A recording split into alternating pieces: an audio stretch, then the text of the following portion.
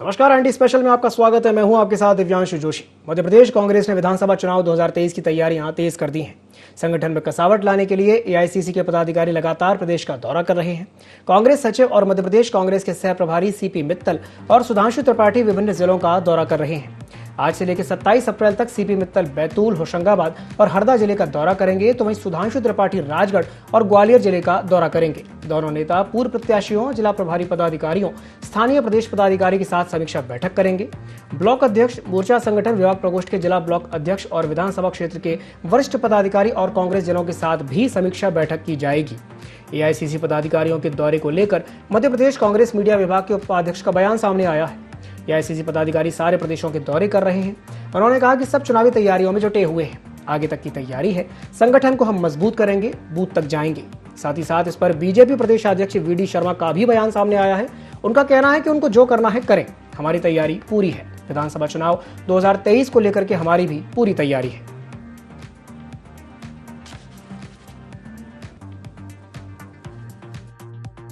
AICC के जो प्रभारी सचिव हैं वो जबरदस्त दौरे कर रहे हैं और कांग्रेस पार्टी जो है तैयारी कर रही है पूरी तरह से पिछले 6 महीने से, और वो तैयारी बहुत आगे तक पहुंच चुकी है। इसके परिणाम बहुत सुखद आएंगे।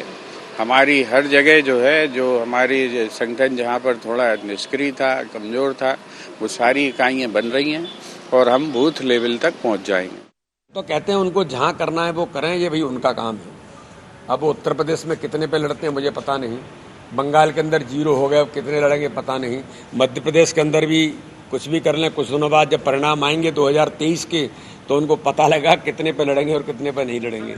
तो ये उनका काम है। भारतीय जनता पार्टी उत्तरोत्तर प्रगति, माननीय प्रधानमंत्री जी, माननीय अमित शाह जी, माननीय नड्डा जी के नेतृत्व में लगातार आगे बढ़ रहे हैं। मध्य प्रदेश के अंदर हमारे मुख्यमंत्री माननीय शिवराज सिंह चौहान और हमारी टीम, हम टीम स्पिरिट पर आगे बढ़ते हैं, तो हम अपने काम में आगे बढ़ रहे हैं। उनका क्या होगा, मुझे लगता है ये जवाब शायद उनसे पूछना चाहिए कि वो ऐसा क्यों कर रहे हैं। तो विधानसभा चुनाव 2023 की तैयारियों को लेकर के लगातार कोशिशें शुरू हो चुकी हैं। कांग्रेस अपने तरीके से तैयारी कर रही है और इसी विषय पर चर्चा करने के लिए हमारे साथ न्यूज रूम से संवाददाता आमिर खान जुड़ चुके हैं। उनका रुख करेंगे और उनसे जानेंगे। आमिर, आपसे जानना चाहेंगे, कांग्रेस का कहना यह है कि उन्होंने उनके जो पदाधिकारी हैं वो लगातार अलग अलग जिलों का दौरा करेंगे और 2023 को लेकर के तैयारियां शुरू हो चुकी हैं। देखिए, 2023 की तैयारी में कांग्रेस ये कहें कि मजबूती के साथ चुनावी मैदान में उतरने की तैयारी में लग चुकी है और खुद मोर्चा भी मध्य प्रदेश के प्रदेश कांग्रेस अध्यक्ष कमलनाथ संभाले हुए हैं। अभी हम देख रहे हैं लगातार बैठकें भी कर रहे हैं, अलग अलग जिलों का दौरा भी कर रहे हैं। और परसों देखा था रतलाम के अंदर जन आक्रोश रैली में पहुंचे थे और कल सोशल मीडिया प्रकोष्ठ की बैठक की। इससे पहले अलग अलग प्रकोष्ठों की पीसीसी में बैठक की, सहकारिता प्रकोष्ठ की बैठक की। इसके अलावा खुद अपने निवास पर भी विधायकों के साथ मुलाकात कर रहे हैं, पूर्व मंत्रियों के साथ बैठकें कर रहे हैं। इसके अलावा हमने देखा एक समन्वय दिखाने की कोशिश भी की गई, तो इसमें पूर्व प्रदेश अध्यक्षों, पूर्व नेता प्रतिपक्ष, पूर्व मुख्यमंत्री के साथ में एक बैठक की गई और चुनावी रणनीति को तैयार किया गया है। वैसे ही अब हम देख रहे हैं एआईसीसी के पदाधिकारी भी मध्य प्रदेश का दौरा कर रहे हैं और अलग अलग जिलों में पहुंच रहे हैं। प्रदेश के सह प्रभारी सीपी मित्तल हो चाहे सुधांशु त्रिपाठी, वो भी अलग अलग जिलों में पहुंच रहे हैं और बूथ स्तर पर जाकर पदाधिकारियों की बैठकें ले रहे हैं। सीपी मित्तल होशंगाबाद, बैतूल और हरदा पहुंच रहे हैं और वहां पर देख रहे हैं हम कि जो पूर्व प्रत्याशी थे विधानसभा के, उनसे मुलाकात कर रहे हैं। जिलाध्यक्ष के साथ प्रदेश और विधानसभा प्रभारी, जिला प्रभारी और ब्लॉक और जिले के पदाधिकारियों के साथ में बैठक कर रहे हैं। और जहां संगठन की निष्क्रियता है वहां इकाइयों का भी गठन किया जा रहा है और संगठन को मजबूत करने की कवायद की जा रही है और नब्ज टटोली जा रही है कि आखिर संगठन को किस तरह से मजबूत किया जाए और क्या कुछ ऐसी रणनीति तैयार किस तरीके से मजबूत किया जाए, इसे लेकर के लगातार तैयारी चल रही है। आमिर, आप हमारे साथ बने रहिए। इस बीच में हमारे साथ चर्चा करने के लिए 2 मेहमान जुड़ चुके हैं। हमारे साथ फिरोज सिद्दीकी जुड़ गए हैं जो कि प्रवक्ता हैं कांग्रेस से, और राजपाल सिंह सिसोदिया भी हमारे साथ जुड़ेंगे जो कि प्रवक्ता हैं बीजेपी के। सबसे पहले मैं फिरोज जी के पास जाना चाहूंगा। फिरोज जी, आपसे जानना चाहूंगा कि अब फाइनली हम कह सकते हैं कि जमीनी स्तर पर काम जो है शुरू हो गया है। 2023 की तैयारी को लेकर के जो पदाधिकारी हैं वो लगातार दौरे कर रहे हैं, क्या कहेंगे इस पर? बिल्कुल, कमलनाथ जी ने जो है बहुत एक रणनीति बनाई है। सभी नेताओं की बैठक करके जो फीडबैक और जो एक रणनीति कांग्रेस ने सभी ने फीडबैक लेकर और एक रणनीति को अमली जामा सभी नेताओं की सहमति से पहुंचाया है, बनाया। आदरणीय पचौरी जी हैं, दिग्विजय सिंह जी हैं, राहुल भैया हैं, वो अरुण यादव जी हैं, कांतिलाल भूरिया जी, सभी लोगों ने मिलकर एक रणनीति को पुख्ता बनाया। और अब हम संगठन को क्या विस्तार तो पहले भी कर ही रहे थे संगठन को मजबूत करने के लिए, लेकिन अब सीपी मित्तल साहब है, जैसे अभी 3 दिन जो है वो नर्मदापुर अपने होशंगाबाद संभाग में रहेंगे और होशंगाबाद संभाग में तमाम जगहों के दौरे करेंगे, सेक्टर बूथ कमेटियों से मीटिंग करेंगे। इसी तरीके से सुधांशु त्रिपाठी जी है, वो अलग अपनी जगह काम करेंगे। सभी लोग जो है, सभी एआईसीसी के सेक्रेटरीज अपनी अपनी क्षेत्रों में घूम रहे हैं, सभी नेता घूम रहे हैं। अभी कमलनाथ जी ने रतलाम का दौरा किया, अभी उनका फिर नया एक दौरा कार्यक्रम, कल हमने आए सोशल मीडिया की और सहकारिता प्रकोष्ठ की बैठक की। तो लगातार कांग्रेस अपना काम कर रही है और हम हमारी रणनीति के हिसाब से पुख्ता तौर पर जुड़े हुए हैं। हेलो जी फिरोज जी, बिल्कुल हमारे साथ बने रहिए। चर्चा में हमारे साथ राजपाल सिंह सिसोदिया भी जुड़े हुए हैं, बीजेपी प्रवक्ता। राजपाल जी, आपसे जानना चाहेंगे कि अभी हाल ही में केंद्रीय गृह मंत्री अमित शाह का दौरा होता है भोपाल का, और उसके बाद अचानक से इस तरह की सक्रियता कांग्रेस में दिखाई देती है, क्या कहेंगे इस पर?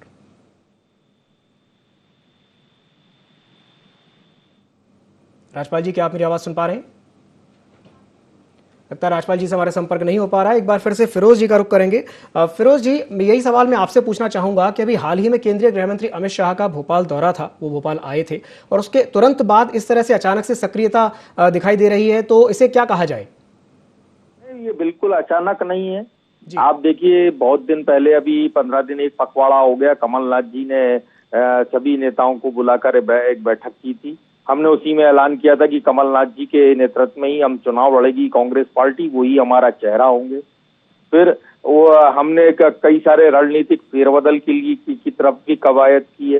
जहां तक भारतीय जनता पार्टी और अमित शाह का दौरा है, तो आप किस तरीके से उनके अव्यवस्थाओं का माहौल था और गुटबाजी जो है वो सामने आई मंच पे कि एक मंत्री दूसरे मंत्री का कुर्ता पकड़ के खींच रहा है, एक मंत्री कुर्सी में अपनी स्लिप ढूंढ रहे हैं कि उनके बैठने का स्थान कहाँ है, बाकी के मंत्री कई सारे सोते हुए नजर आए और सब एक विधायक के पोस्टर उतरवाने पड़े। तो ये स्थिति है भारतीय जनता पार्टी की है। भारतीय जनता पार्टी के पास ना जनता को दिखाने के लिए कुछ है कि उसकी सरकार ने क्या काम किए, ना जनता को वो ये इस पाप से पीछा छोड़ा सकती कि उसकी सरकार उसने कांग्रेस की चुनी हुई सरकार को क्यों गिराया। नंबर 3, भारतीय जनता पार्टी ये भी नहीं बता सकती आज की तारीख में कि वो शिवराज सिंह जी के चेहरे पर चुनाव लड़ेगी या किसी और के चुनाव लड़ेगी। ना नेता है, ना नीति है, ना काम है, सिर्फ भारतीय जनता पार्टी में गुटबाजी है और एक सांप्रदायिक माहौल बिगाड़कर भारतीय जनता पार्टी चुनाव जीतना चाहती है बस, और इससे ज्यादा भारतीय जनता पार्टी के पास कुछ नहीं है बताने। जी फिरोज जी, मेरा आपसे एक सवाल ये भी है, आपका कहना है कि आप संगठन को मजबूत करेंगे, बूथ तक जाएंगे। संगठन को मजबूत करने के लिए क्या रणनीति है, कैसे मजबूत करेंगे और कैसे आप अपने कामों को जनता तक लेकर के जाएंगे? देखिए, काम तो हमारे जो है कार्यकर्ता लेके जनता तक जाता है।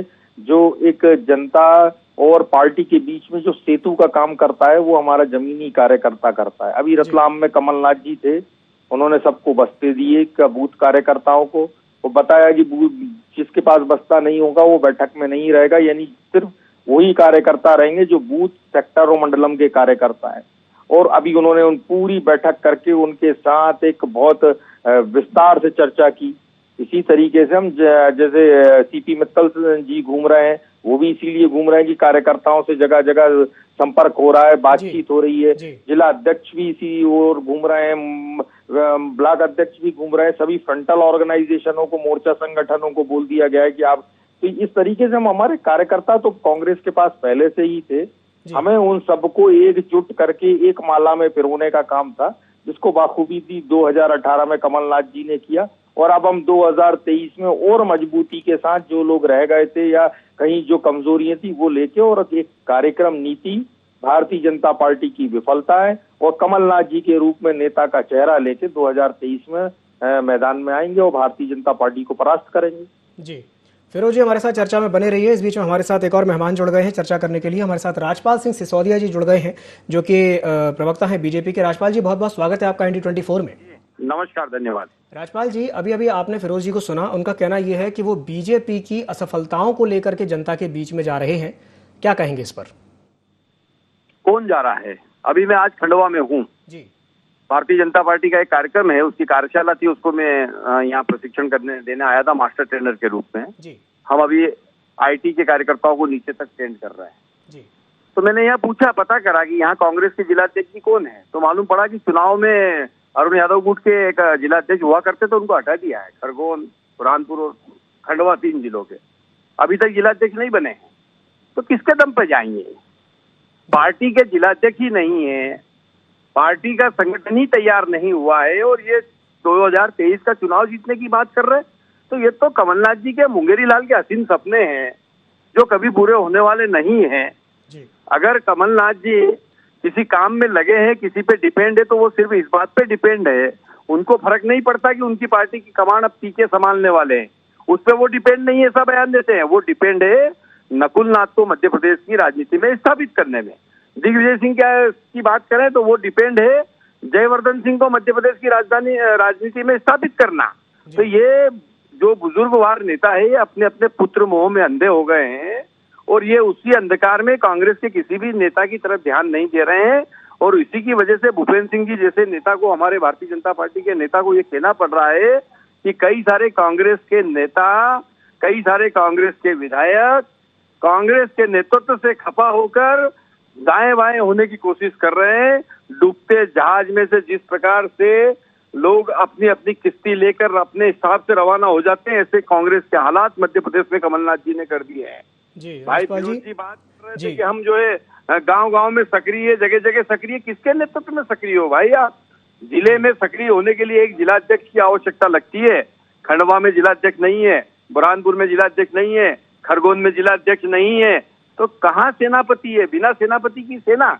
और 23 में भारतीय जनता पार्टी से लड़ेगी, जहां जिसके मतदान केंद्र के ऊपर काम करने वाले 6 कार्यकर्ता 30 अप्रैल और 1 मई को जो है आईटी के शस्त्रों से लैस हो जाएंगे। बिल्कुल बिल्कुल। राजपाल जी हमारे साथ चर्चा में फिरोज जी भी जुड़े हुए हैं, उनसे प्रतिक्रिया ले लेता हूं मैं। फिरोज जी, राजपाल जी का कहना यह है कि आपके पास तो सेनापति नहीं है, तो आप युद्ध कैसे लड़ेंगे, बताइए। उनको ये नहीं पता कि कांग्रेस में संगठन चुनाव चल रहा है और इसीलिए ये अभी 3 जिलों के जिलाध्यक्ष नियुक्त नहीं हुए, क्योंकि संगठन चुनाव में अभी निकट की डेट है, जुलाई में उनका चुनाव करना है जिलाध्यक्षों का। भारतीय जनता पार्टी में तो वो होता नहीं, वो तो संघ से पर्ची आती है, खोलो और वहां करो, ना बोल सकते ना कुछ बोल सकते हैं। तो ये भारतीय जनता पार्टी है। जैसी गुटबाजी का आलम भारतीय जनता पार्टी में देखने मिला है कि एक नेता ताली बजा रहा है, उसका कुर्ता पकड़ के खींचा, बोला चल बैठ। जो भूपेंद्र सिंह है वो खुद ही अपनी कुर्सी ढूंढ रहे थे, वो क्या दूसरों को लाएंगे और अपनी पार्टी से चुनाव लड़ाएंगे। और ये भी भारतीय जनता पार्टी को अच्छे से पता है कि इनके संगठन के लोगों का और इनके लोगों का चेहरा इतना खराब हो गया है जनता के बीच में कि ये जब तक दूसरे दलों से लोगों को लाकर चुनाव नहीं लड़ाएंगे, जब तक काम नहीं बनेगा। अभी उदाहरण है 4 उपचुनाव, इनका जो कार्यकर्ता था, एक ने 1.5-2 लाख की लीड घटा ली पाटिल ने, एक जो कार्यकर्ता थी जो चुनाव लड़ी वो 14,000 से हार गई। और जीते कौन? जो एक कांग्रेस से आई थी महिला वो जीती, और एक जो सपा से आई थी वो जीता।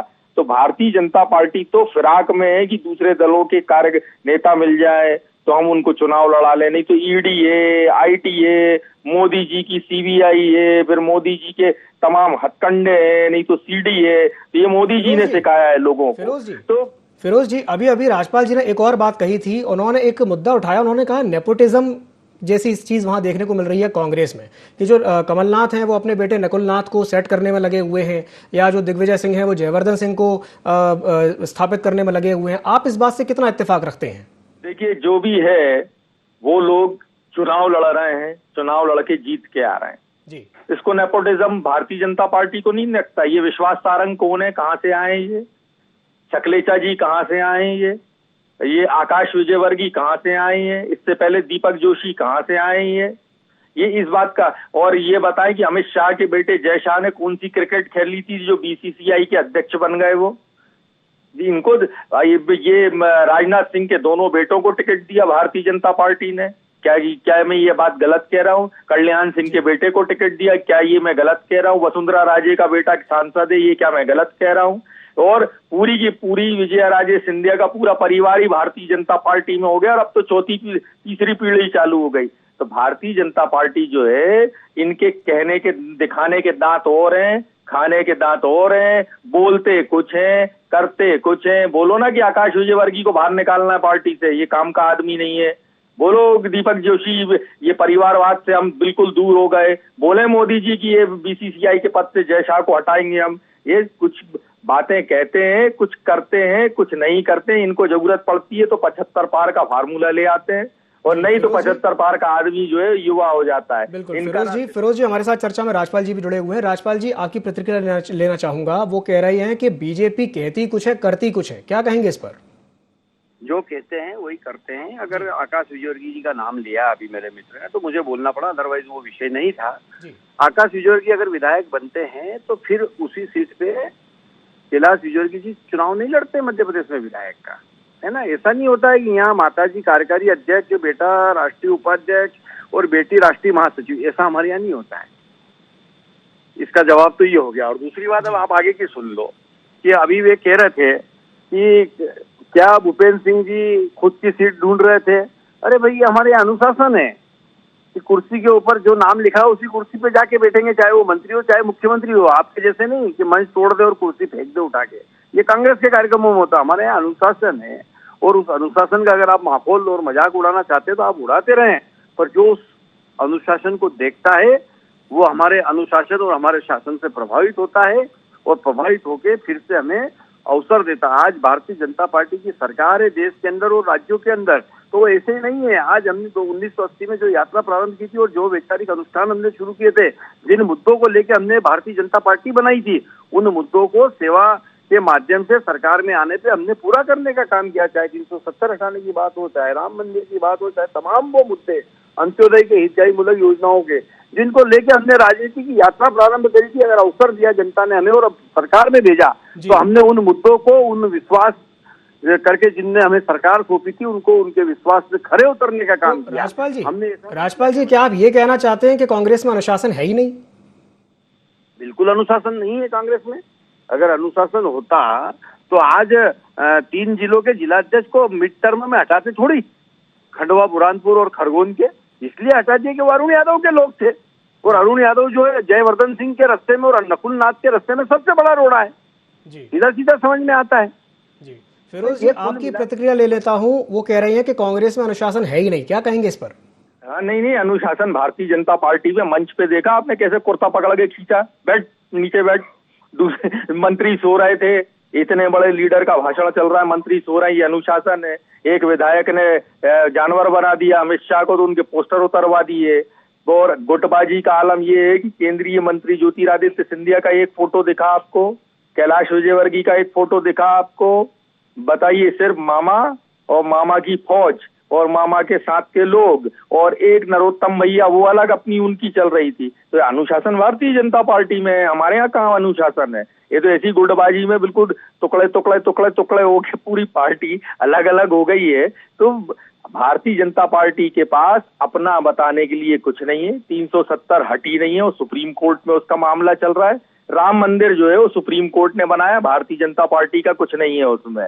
तो अब दूसरों की जो प्रधानमंत्री आवास योजना है, कुटी योजना है, वो इंदिरा आवास योजना है, उस पर अपना नाम लगा दिया। स्वच्छ भारत मिशन जो है वो निर्मल भारत मिशन है, उस पर अपना वोट ठोंक लिया। भारतीय जनता पार्टी के बस की कुछ नहीं है। ये तो अंबानी अडानी के डीलर हैं। अंबानी अडानी को कंपनियां बेच बेच के दे रहे हैं देश की, और पेट्रोल डीजल के भाव बढ़ा रहे हैं रोज, और रोज देश के लोगों के ऊपर टैक्स लगा रहे हैं। और आज ही आया कि मिड डे मील देने के लिए इनके पास पैसा नहीं है। उन्हें 4.97 रुपए में ये समय कम है हमारे पास। एक अंतिम प्रतिक्रिया ले लूंगा राजपाल सिंह सोदिया से, एक आखिरी प्रतिक्रिया लेना चाहूंगा। राजपाल जी, लगता है राजपाल जी से हमारा संपर्क नहीं हो पा रहा है। फिरोज जी, आपका हमारे साथ जुड़ने के लिए बहुत बहुत धन्यवाद। राजपाल जी, आपका भी हमारे साथ जुड़ने के लिए बहुत बहुत धन्यवाद। आमिर हमारे साथ जुड़े हुए थे, आपका भी बहुत बहुत धन्यवाद। तो आज जिस विषय पर हमने चर्चा की है कि कांग्रेस चुनावी तैयारियों में जुटी हुई है, आगे की पूरी तैयारी कर रही है और एआईसीसी के जो पदाधिकारी हैं वो प्रदेश के जिलों के दौरे कर रहे हैं। अब देखने वाली बात ये होगी कांग्रेस की ये जो मेहनत है ये आगे किस तरह का रंग लाती है और क्या कुछ इसका परिणाम देखने को मिलता है। ID24 के इस खास कार्यक्रम में फिलहाल के लिए इतना ही। मुझे दीजिए इजाजत और आप बने रहिए ID24 के साथ। नमस्कार।